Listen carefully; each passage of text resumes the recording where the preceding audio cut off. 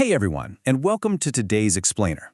Look, if you've ever felt like your entire day just kind of slipped right through your fingers, lost somewhere inside a glowing little rectangle, well, you're definitely in the right place. Just think about that very real physical feeling of digital burnout for a second. You know the one, right? The stiff neck, the dry eyes, that weirdly hollow exhaustion you get after like an hour of mindless scrolling. Well, today we are taking a fascinating journey out of that exhaustion.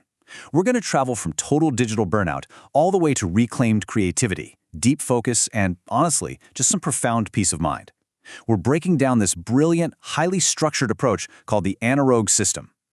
We're actually kicking things off with this incredibly raw, relatable confession from the creator of this system, Jean. He just came right out and plainly stated, "My phone is ruining my life." I mean, let that sink in for a second. It's a heavy admission for sure, but let's be honest with ourselves here. How many of us have thought that exact same thing at, 2 a.m., just staring up at the ceiling bathed in screen light? It's a completely shared, universal struggle in the modern age. And simply acknowledging that the tool has somehow become the master, that is the very first step out of the trap.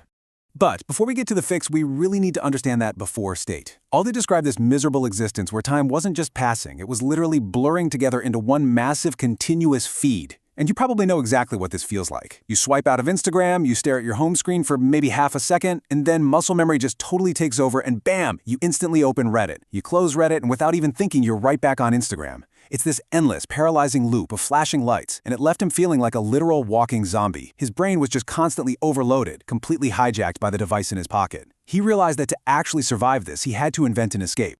And that realization, that brings us to his solution. He knew he wanted to go analog. But, he didn't want to completely abandon society, flee to the mountains, and live entirely off the grid like a monk. He wanted a practical, modern rebellion. Enter analog. It's this incredibly powerful blend of embracing the analog life while going rogue against our anxiety-fueled modernity. So it isn't just some basic productivity hack. It is an empowering, really exciting choice to take your life back entirely on your own terms. To get us there, we'll first unpack the smartphone trap. And then we'll introduce the analog system itself. From there, we'll walk through neutralizing the digital threat, establishing hard boundaries, filling the analog vacuum, and finally, embracing the imperfect journey of actually living this out every single day. So let's dive right into Section 1, the smartphone trap, humanity's essence in your eyeballs. Why exactly is it so incredibly difficult to just put the screen down? Well, the actual science behind our addiction is absolutely fascinating. Tech companies are, frankly, more than aware of how our brains work. They're actively preying on thousands of years of human evolution and our absolute deepest survival instincts. Just think about our ancient foraging instincts for a minute. Our eyes and our brains evolved to spot sudden, flashing movements or bright, contrasting colors, because out in the wild, those were signals for ripe fruit, potential shelter, or, deadly predators. So when your phone flashes this bright red notification badge, your ancient brain literally, physically reacts as if it's a matter of life or death. It effectively injects the entirety of humanity's essence, our deepest psychological triggers, straight into your eyes, compelling you to scroll endlessly to find that next reward. So give yourself some grace here. You aren't weak. You're literally fighting millions of years of deeply ingrained biology. Now that we understand the agonizing problem, we obviously need a way out. Which brings us to Section 2. Enter the Anarogue System, building your escape. How do we actually structure a defense against millions of years of evolution? Well, the Anarogue System at its core is remarkably straightforward. It's built on 5 simple steps that stack on top of each other perfectly, kind of like Legos. Step 1, you make it boring. Step 2, you take proper breaks. Step 3, you evict the phone. Step 4, you get in and get out. And Step 5, you fill the vacuum. Each step supports the next one, creating this fortified wall between you and the algorithm. Let's break these down one by one. And we'll begin with Section 3, Neutralize the Digital Threat, which covers Steps 1 and 2. This is the first major trial of our journey, stripping the smartphone of its overwhelming addictive power. Step 1 is devastatingly simple. Make it boring. Aldi realized that to break the spell, he had to remove the phone's color and style. By just going into your settings and turning the screen completely to grayscale, you are actively starving your brain of those tiny, colorful dopamine hits.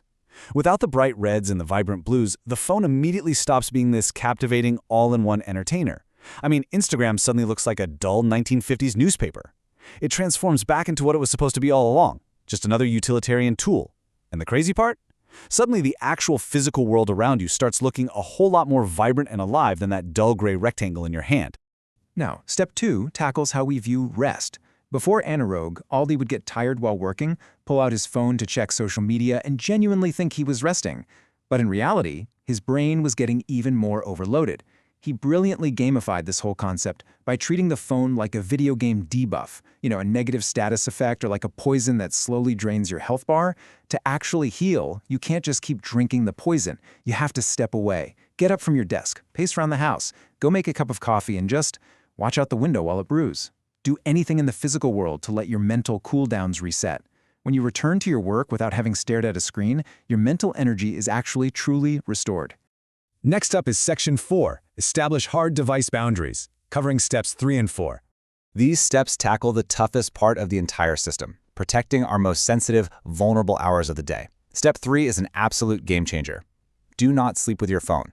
Aldi admitted this was actually the toughest step to implement, but honestly, it yields the highest return. Look, if the phone is physically in the room when you wake up, you are going to use it.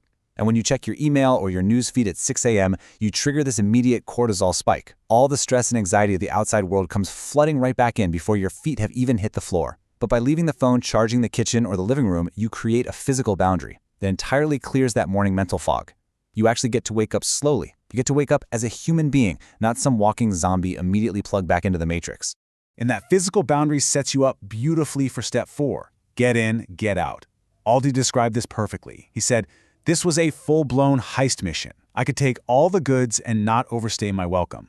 The rule is, before unlocking your phone, you absolutely must set a strict, singular intention. Know exactly what you're doing, whether it's checking a map, sending a quick text, looking up a recipe, execute your plan, and get out. Gone are the days of unlocking the phone just to check the weather and looking up like 45 minutes later deep in some TikTok rabbit hole. For Aldi, this intention stopped him from aimlessly scrolling and constantly comparing his own art to everyone else's. It demands intentional, highly focused utility.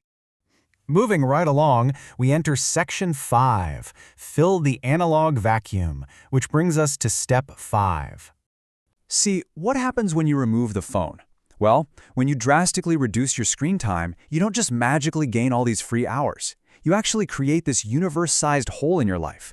Nature abhors a vacuum, and you have to fill it intentionally, or that phone is just going to creep right back in.